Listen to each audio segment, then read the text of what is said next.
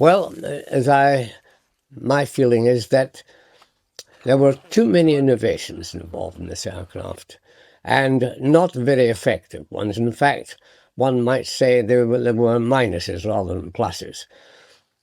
To give the rear gunner a better field of fire by dropping the tail was a very small plus, because there really it was in an ineffective defensive situation anyway in the Stuka.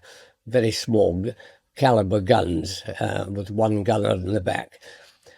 To retract the undercarriage was to remove one of the main drag factors in the dive with this aircraft. And this was a very important factor, the fact that the undercarriage did give such drag, because that did stop acceleration in the dive, and that gives you more time for aiming, better accuracy, and altogether you were removing one of the pluses and putting a minus in its place. These things have their pros and their cons, because the Stuka really, even with an open field of fire, was not very defensible. So it's a matter of weighing up pros and cons, and in this case I believe the cons outweighed the pros, frankly.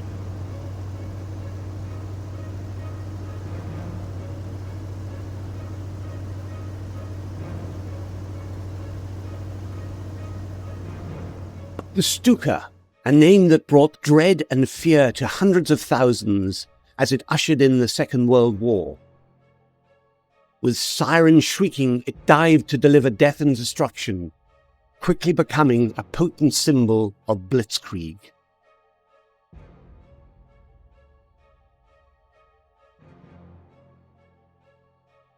Although an effective weapon of terror, the Stuka had serious design flaws.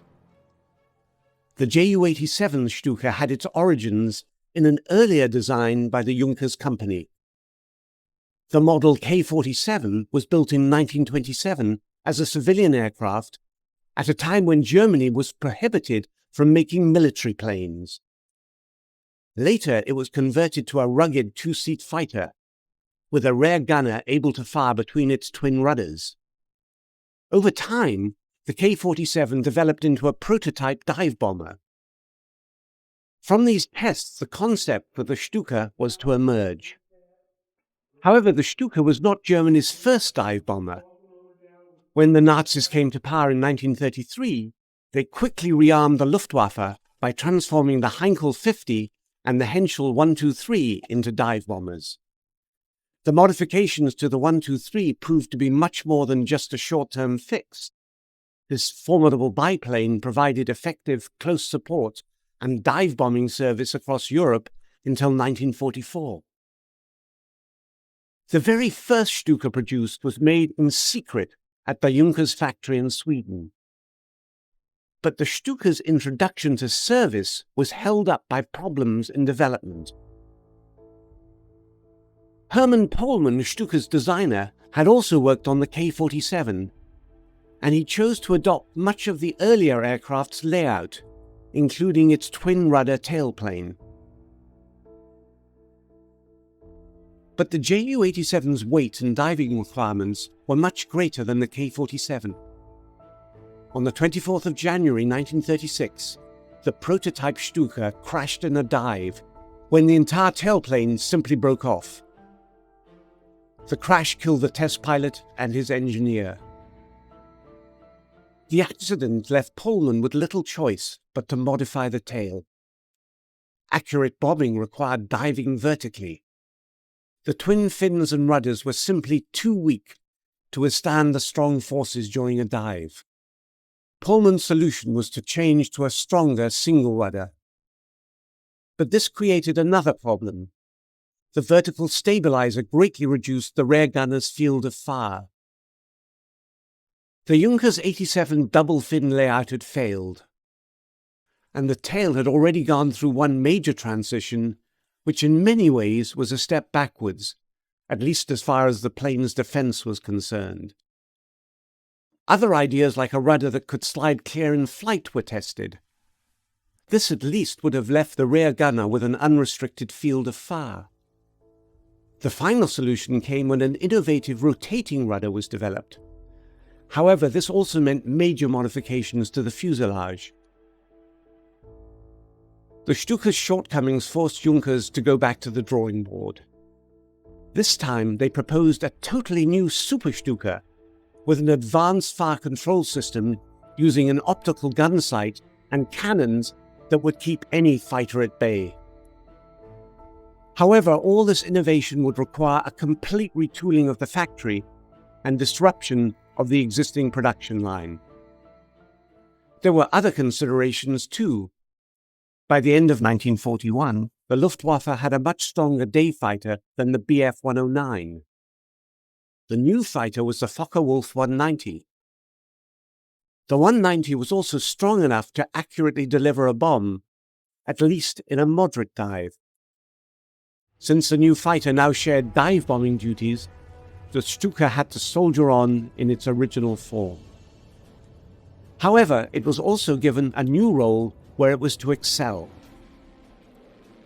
After Germany's abortive attack against Russia, the Eastern Front became very much a tank war. With the Henschel 129, the Luftwaffe did have a specialist anti-tank plane, but there were never enough of them. The HS-129 was heavily armored to provide good pilot protection, but the aircraft was underpowered, a factor that endangered its entire mission.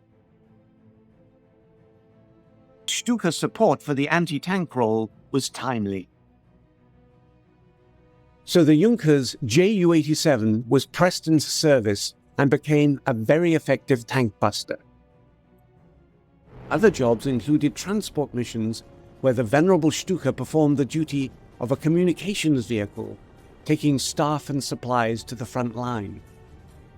On the return trip, it was often used to ferry wounded soldiers in a gondola set on top of each wing.